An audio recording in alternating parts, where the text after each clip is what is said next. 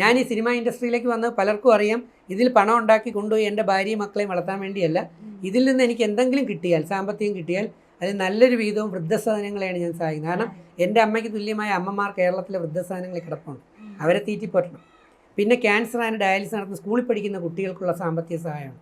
പിന്നെ അച്ഛനില്ലാതെ അമ്മ വളർത്തുന്ന, അമ്മയില്ലാതെ അച്ഛൻ വളർത്തുന്ന സിംഗിൾ ചൈൽഡ് പാരൻറ്റ് പഠിക്കാൻ മിടുക്കിയാണ് സ്കൂളിലുള്ളതെങ്കിൽ അവർക്കുള്ള പഠനോപകരണങ്ങൾ വാങ്ങിച്ചു കൊടുക്കുക. ഇതെനിക്ക് ഫൗണ്ടേഷനുണ്ട്, ട്രസ്റ്റുണ്ട്, പക്ഷേ ഞാൻ പിരിച്ചു കൊടുക്കാറില്ല. ഞാൻ പണി ചെയ്തെടുത്തിട്ട് കിട്ടുന്നതെന്നാണ് ഞാൻ ഈ ചാരിറ്റി ചെയ്യുന്നത്. അപ്പോൾ ഈ സിനിമയിൽ ക്ലിക്ക് ചെയ്ത് കഴിഞ്ഞാൽ എൻ്റെ പടങ്ങൾ നന്നായിട്ട് വിജയിക്കുകയാണെന്നുണ്ടെങ്കിൽ എനിക്ക് ഡിമാൻഡാകും. അപ്പം നമുക്ക് കൂടുതൽ പേരെ കേരളത്തിൽ സഹായിക്കാൻ പറ്റും.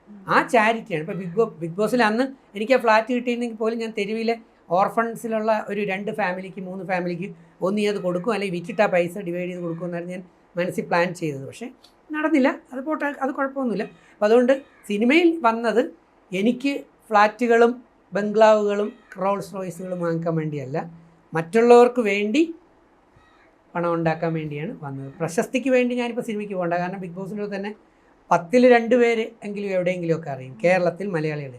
അതൊക്കെ ധാരാളം. അപ്പോൾ ഞാൻ ഇത്ര മാത്രമേ ആവുകയുള്ളൂ. ഒന്നും അല്ലാത്ത ഞാൻ ഇവിടം വരെയൊക്കെ എത്തി. അപ്പോൾ ഇന്ന് എന്നെ സംബന്ധിച്ച് ഞാനിപ്പോൾ കാസർഗോഡ് പോലും എൻ്റെ അമ്മ പോകുമ്പോൾ അമ്മയുടെ ഏറ്റവും വലിയ ദുഃഖം, അയ്യോ ഞാൻ പോയ എൻ്റെ മകൻ ആരും ഇല്ലല്ലോ, ഒറ്റയ്ക്കാണല്ലോ എന്നുള്ളതാണ്. പക്ഷെ അമ്മ പോയി കഴിഞ്ഞപ്പോഴാണ് എന്നെ ബിഗ് ബോസിൽ ദൈവം എത്തിക്കുന്നത്. അപ്പോൾ ഇന്നിപ്പോൾ ഞാൻ കാസർഗോഡ് പോയിട്ടോ, അല്ലെങ്കിൽ കന്യാകുമാരി കേരളത്തിൽ തിരുവനന്തപുരത്ത് പോയിട്ടോ, ഞാൻ റോഡിൽ വീണ് ഞാൻ മരിച്ചു പോയാൽ പോലും അവിടെ 10 പേര് കണ്ടിട്ട് അയ്യോ ഇത് നമ്മുടെ രജിത്തേട്ടനാണെന്ന് പറഞ്ഞ് കൃത്യമായിട്ട് പൊക്കി എവിടെ കൊണ്ടുവരും, എൻ്റെ വീട്ടിൽ കൊണ്ടുവരും. അനാഥപ്രേതമായിട്ട് പോവില്ല.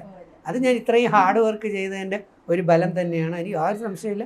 അത് ദൈവാനുഗ്രഹവും നല്ല മനസ്സുള്ള ആൾക്കാരുടെ ഇത്രയൊക്കെ ആഗ്രഹങ്ങളുള്ളൂ. പിന്നെ പഴയ ഒരു പാഷനാണ് എൻ്റെ കഴിവുകൾ കലാരംഗത്തൂടെ വികസിപ്പിച്ചിട്ട് കുറേ സാമ്പത്തികം എനിക്ക് പുതിയതായിട്ടൊരു പ്രൊഡക്ഷൻ ഹൗസ് തുടങ്ങിക്കൊണ്ട് നല്ല ചെറിയ സിനിമകൾ എടുക്കുക, പുതിയ തലമുറയിലെ പല കുട്ടികളെയും പല വ്യക്തികളെയും പഴയ അതും പുതിയതുമായിട്ട്, പഴയ ആർട്ടിസ്റ്റുകളും കുറേ പുതിയതുമായിട്ട് പിള്ളേർക്ക് അവസരങ്ങൾ കൊടുത്ത് ഒന്നും ഇത്രയേ ഉള്ളൂ.